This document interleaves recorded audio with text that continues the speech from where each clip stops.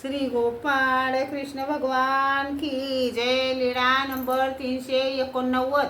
दगडाच्या जातीचे वर्णन. एके दिवशी सर्वज्ञ सारंग पंडिताच्या घराकडे जात होते. तेव्हा रस्त्यात सारंग पंडिताच्या घराच्या पश्चिमेकडे बैजनाथाचे देऊळ बांधण्यासाठी दगड घडत होते. सर्वज्ञ तेथे उभे राहिले.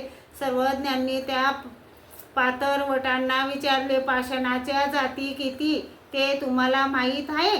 मग त्यांनी माहीत असलेल्या जाती सांगितल्या. सेना, कोदवा, मुरुमाडा, म्हैसा. सर्वज्ञ म्हणाले, असे नाही जी.